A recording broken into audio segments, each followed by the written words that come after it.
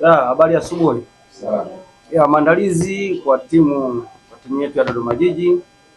Nafikiri leo tutakuwa na session ya mwisho. Nafikiri tofauti kidogo ni ile weather kutoka Dodoma kuja Arusha. Kuna tofauti kidogo ukanda wa joto kali kule tunapotokea. Kisha hapa kuna hali ya hewa ya ubaridi. Kwa hiyo kuna tofauti kidogo, lakini nafikiri siku moja ama mbili zinaweza zikatufanya tukaadapt. Haiwezi kuwa excuse sana, lakini tofauti pekee iliyopo ni hiyo.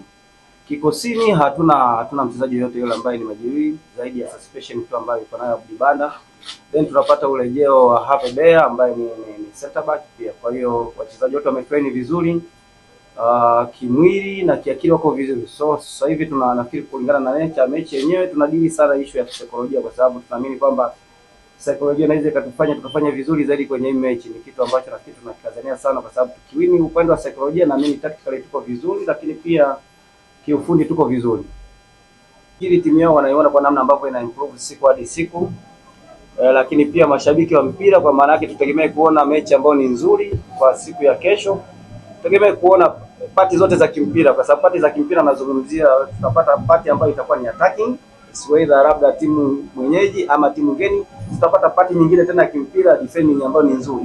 Kwa nafikiri kwa kesho, kwa mtu ambaye anataka kuangalia mpira anaweza kuona hizo pati zote mbili, pati ya attacking, pati ya defending. Kwa sisi tunahitaji tuwape mechi ambayo ni nzuri washabiki wetu. Tunataka tuwape at least season ambayo ni nzuri. Season ambayo ni nzuri ni kwamba ni mechi ambayo hii tumejiandaa dakika 90, lakini pia baada ya dakika 90, kwa sababu ni mechi za mtoano. Nikisema baada ya dakika 90, nafikiri mnaelewa kwamba tumejiandaa mpaka hatua ikishindikana, kwamba ikishindikana kuamua ndani ya dakika 90 mpaka hiyo extra, kwa mujibu wa kanuni za mashindano pia tumejiandaa kwa maana FA. So kwenye mpira hakuna photocopy ya mechi kwamba tukatoe photocopy hii tuje nayo hii kacheze hivi. Kwenye mpira kila siku ni kitu kipya. Ninaamini Simba hawezi kucheza vile. Ninaamini pia Dodoma pia hatuwezi kucheza kwa namna hii. Kila mechi inakupa maswali. Namna ambavyo tumeapproach mechi hii, uwezo ukahamisha mechi ile ukaileta kwenye mechi hii. Hii nafikiri ni mechi nyingine tofauti.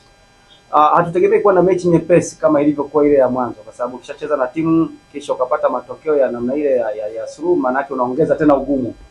Kwa kitu ambacho tunachokitegemea kwenye mechi hii, tunategemea kupata ugumu tofauti na mechi ya awali. Huenda mechi ya awali walikuja wakiwa na zile records kwamba huyu huwa tunamfunga, maybe ikatufavor sisi, lakini nao wanakuja sisi tukiwa na sare kwao. Kwa hiyo maana yake kunatia ugumu wa namna hiyo, lakini maandalizi yetu pia yamelenga kwenye ugumu wa namna hiyo.